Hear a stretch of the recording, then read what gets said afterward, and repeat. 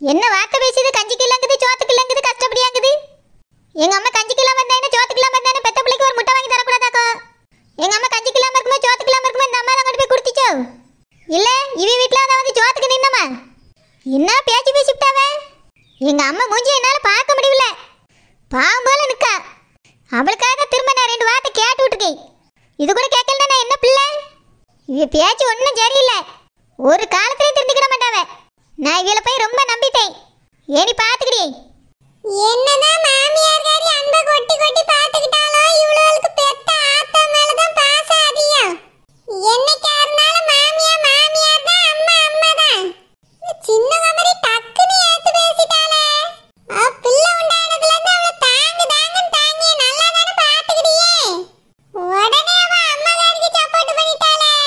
நான் என்னத்தை சொல்லிவிட்டேன்?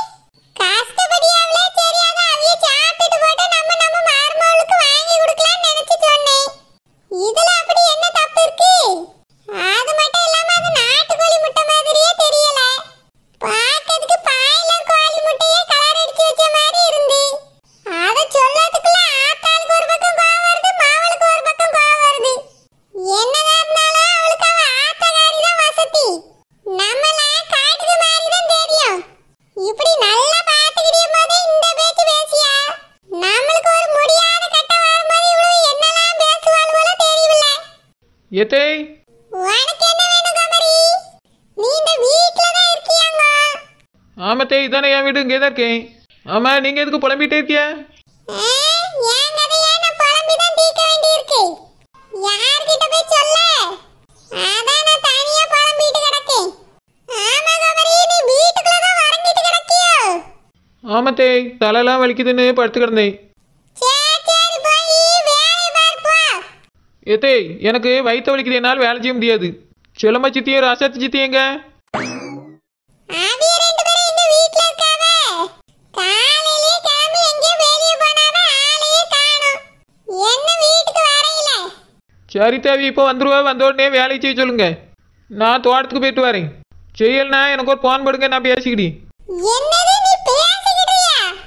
அவிய 2 பேரும் இங்க என்ன சம்பளத்துக்கு வேலைக்கு வச்சிருக்கா?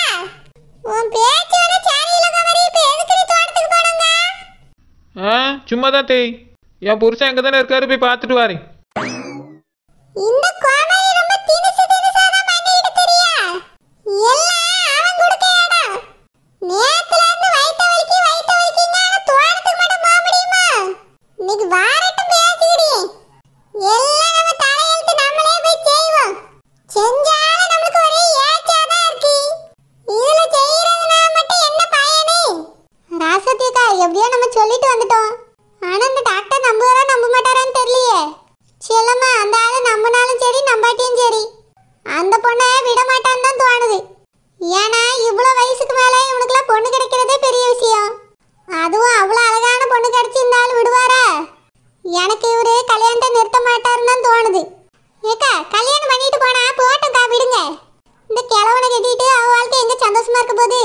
உங்க புருஷனுக்கு தான் 2 பொண்டாட்டி. இவருக்கு இதுக்கு முன்னாடி எத்தனை பொண்டாட்டி இருக்கோ யாருக்கு தெரியும்? உங்களுக்கு என்ன, அந்த பிள்ளை வாழ்க்கை கெட்டு போடுங்கிறது தானே நினப்பு? இந்த ஆளை கல்யாணம் பண்ணாலே போதும், கெட்டு போயிடும். செல்லம்மா, இருந்தாலும் இவன் டாக்டர்ல. டாக்டரும் என்னவோ, ஆனால் வயசானவர்க்கா. நம்மளால முடிஞ்சது சொல்லியாச்சு. இனி என்ன நடக்குதுன்னு பொறுத்து இருந்து பார்ப்போம். வாங்கக்கா, வீட்டுக்கு போகலாம். வேண்டாம் வேண்டாம், வீட்டில் சாப்பாடு இருக்கோ என்னவோ. வா, ஹோட்டலில் போய் சாப்பிட்டுட்டு பிறகு போவோம். சரிக்கா. இந்த முட்டையை கொண்டு வந்து இங்கே தான் வச்சிருக்கா போல்க. இதை அந்த ட்ரேல அடுக்கி வச்சா என்ன? அது பாட்டுக்கு இருக்கும். வேணும்னு மட்டும் வாங்கிட்டு வந்து வச்சிட்டா. அதை பத்திரமா வைக்கணும்னு தோணுதா? ஐயம்மா! ஐயோ, அவ்வளோ முட்டையும் உடைஞ்சிட்டே. நான் பத்திரமா எடுத்துட்டு போய் அங்க வைக்கலாம்னு நினைச்சிட்டுல எடுத்தேன். மொத்த முட்டை எப்படி உடைஞ்சு போச்சு? அந்த கோமரி வேற என்ன சொல்லுவான்னு தெரியலையே. என்ன சத்தம்? என்னது இது? மார்மாவளே, தெரியாம கை வழுவி கீழே விழுந்துட்டுமா. என்னது, கை வலிவிட்டா? இதை நான் நம்பணுமா? உங்களை யார் அதை எடுக்க சொன்னது? இதுல இருந்த தட்டு பட்டுருமேன்னு எடுத்து அந்த முட்டை அட்டையில எடுத்து அடிக்கிறலான்னு பார்த்தேன். காலு லேசா எதறிச்சு அதனால கீழே விழுந்துட்டுமா. நீ கோவப்படாத.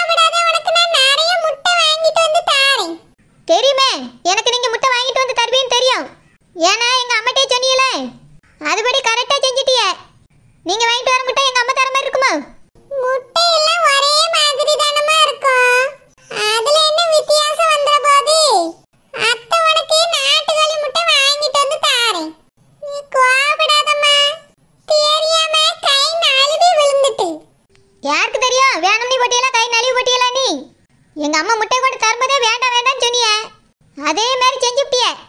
அப்படி என்ன எங்க அம்மா மேல கோவம், எங்க அம்மா வாங்கிட்டு வந்து முட்டை மேல கோவம் உங்களுக்கு? கோவலாம் இல்லம்மா மருமவளே. கைக்கு நாலு விட்டு வேற என்ன செய்ய? கை எப்படி நழுவிக்கோன்னு எனக்கு நல்லா தெரியும். எங்க அம்மா அப்பவே சொன்னா நம்ம வீட்டுக்கு வந்துரு நீ. நான் தான் கேட்காம நீங்க நல்ல பாசமா இருக்கீங்களே நினைச்சிட்டு இங்க இருந்துட்டேன். இப்ப தெரிஞ்சு போச்சு. நான் எங்க அம்மா வீட்டுக்கு போறேன். மருமவளே அப்படி சொல்லாதம்மா. அங்க போனா உன்னை நல்லா பாத்துக்கிட மாட்டாவே. அத்தை உன்னை நல்லா பாத்துக்கிடியம்மா. இப்ப என்ன உனக்கு நாட்டுக்கோழி முட்டை தானே வேணும்? இரு நான் போய் வாங்கிட்டு வரேன். ஒண்ணு வேண்டாம், எனக்கு முட்டையே வேண்டாம். நான் முட்டை திங்க மாட்டேன். எங்க அம்மா வாங்கிட்டு வந்த முட்டை மேல உங்களுக்கு இவ்வளவு கோவம் இருந்திருக்கு. என் மேல எங்க அம்மா மேல எவ்வளவு இருந்திருக்கும். நீங்க இப்படி இருப்பீன்னு நான் நினைச்சு கூட பார்க்கல. இதுக்கு நான் வாங்காமே இருந்திருக்கலாம். சே, மொத்த முட்டை உடச்சுட்டிய. எங்க அம்மா எனக்கு ஆசைப்பட்டு வாங்கிட்டு வந்தது ஒண்ணு கூட நான் சாப்பிட்டு பார்க்க விடாம பண்ணிட்டிய. எதுக்குதான் உங்களுக்கு இவ்வளவு கோவமா தெரியல. இன்னைக்கு ஆனந்த் வரட்டும். மைனி என்னாச்சு மைனி? உங்க மருமக எதுக்கு இப்படி கத்திட்டு போறா? நீங்க எதுக்கு இப்படி பார்த்துட்டே நிக்கிறீங்க? அது அம்மா வாங்கிட்டு வந்த முட்டையை நான் கீழே போட்டு உடைச்சு விட்டேன். அதுக்கு தான் அப்படி பேசிட்டு போறா. என்னது முட்டையை உடைச்சதுக்கு அப்படி பேசிட்டு போறா? மைனி அது என்ன தங்கமா வெள்ளியா? வாங்க முடியாம போறதுக்கு முட்டை தானே மைனி. உங்களால வாங்க முடியாதா இல்ல நாலு கோழியை தான் வீட்ல போட்டு வளர்க்க முடியாதா? அதானே இவ்வளவு மாடு வளர்க்குறவங்களால நாலு கோழியை வளர்க்க முடியாதா என்ன? எதுக்காக இந்த பேச்சு பேசிட்டு போறா? அது அம்மாவ மாசமா இருக்கிறதுனால நாட்டுக்கோழி முட்டையை வாங்கிட்டு வந்து தந்துட்டு போனாவே.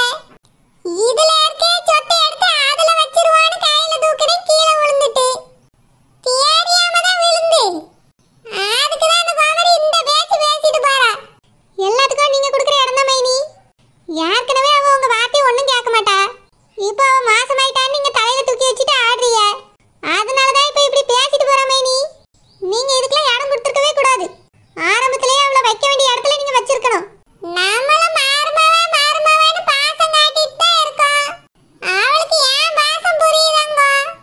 நானும் நாட்டுக்கோழி முட்டை நான் வாங்கி தரேன்னு தான் சொன்னேன். ஆனாலும் இப்படி பேசிட்டு போறேன், என்ன செய்ய? மாசமா இருக்காளே நான் எல்லாத்தையும் வாயை மூடிட்டு கேட்டுக்கிட்டு இருக்கேன் செல்லம்மா. இல்லனா நானும் கோவமா பேசுவேன். இப்ப மாசமா இருக்க பிள்ளைய ஒண்ணு சொல்லக்கூடாது பாத்தியா? அதுக்கு தான் வேற ஒண்ணும் இல்ல. இல்ல மைனி அவ ரொம்ப கோவமா பேசிட்டு போறா. இதெல்லாம் தேவையில்லாதது. நீங்க கொஞ்சம் அதட்டி வைக்க பாருங்க. ஒரேடியா அவளுக்கு இடம் கொடுக்காதீங்க மைனி. அப்புறம் தலையில ஏறி உட்காந்து மிளகா அரைக்க ஆரம்பிச்சிருவா. அந்த பெரிய கமரி அப்படிதான் அரைச்சிட்டு போறா. இப்போ நான் வீட்ல வேலை பாருன்னு சொல்லியே வயித்து வலிக்குதுன்னு தோட்டத்துக்கு போறா. கேட்டா நீங்க ரெண்டு பேரும் வேலை செய்வீங்களாமே அவளுக்காக அப்படின்னு என்கிட்ட திமிரா சொல்லிட்டு போறா.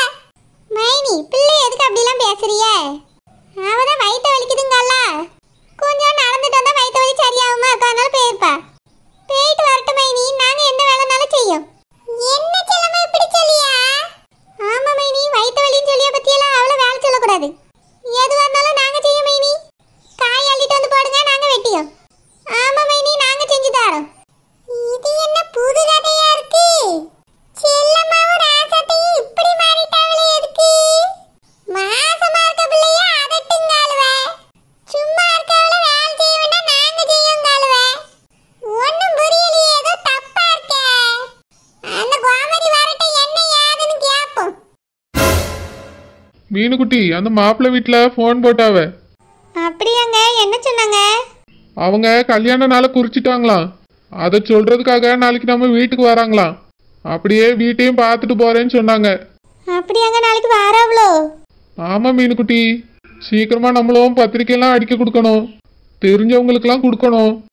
ஏங்க உங்களுக்கு தெரிஞ்சவங்களுக்குலாம் ராசாத்தி அக்கா தானே உங்க பொண்டாட்டின்னு தெரியும். நீங்க என் பேரை போட்டு கல்யாண பத்திரிக்கையை கொண்டு போய் கொடுத்தீங்கன்னா அவ என்ன நினைப்பாவ? எனக்கு தெரிஞ்சவங்களுக்கு ஃப்ரெண்ட்ஸுங்களுக்கெல்லாம் ராசாத்தியா தெரியாது மீனுக்குட்டி. அப்படியே தெரிஞ்சாலும் பேர் தெரியாது. அதுக்கெல்லாம் நீ கவலைப்படாத, நான் பார்த்துக்கிறேன். ஏங்க கல்யாணத்துல வந்து நின்றுட்டு யாராச்சும் சொல்லிட்டாவனா? மீனுக்குட்டி, யாருக்கு பத்திரிக்கை கொடுக்கணும் கொடுக்கக்கூடாதுன்னு எனக்கு தெரியாதா? எல்லாத்தையும் நான் பார்த்துக்கிறேன். நீ அதெல்லாம் நினச்சி கவலைப்படாத. முதல்ல மாப்பிள்ளை வீட்டுக்காரங்க வரட்டும், அதுக்கு பிறகு இதை பற்றிலாம் பேசலாம். சரிங்க. என்ன வீட்டுக்கு வந்திருக்கீங்க? அக்கா விட்டுட்டாவளோ? அவன் நேற்றுலேருந்து எங்கே போனானே தெரில மீனுக்குட்டி. ராத்திரி வரைக்கும் வருவான்னு பார்த்தேன், வரல. அதான் காலையிலே உன்னைய பார்க்கறதுக்காக ஓடி வந்துட்டேன். சரிங்க. நாளைக்கு மாப்பிள்ளை வீட்டுக்காரங்க வராங்கன்னு சொன்னீங்களா? அப்போ நீங்க இங்க இருப்பீங்களா? மீனுக்குட்டி, நான் இனி போவே மாட்டேன், இங்கே தான் இருப்பேன். அவ வீட்டுக்கு வந்துட்டு போன் போட்டு கூப்பிட்டானா தான் போவேன். அநேகமா அவ அவங்க அண்ணன் வீட்டுக்கு தான் போயிருப்பான்னு நினைக்கேன்.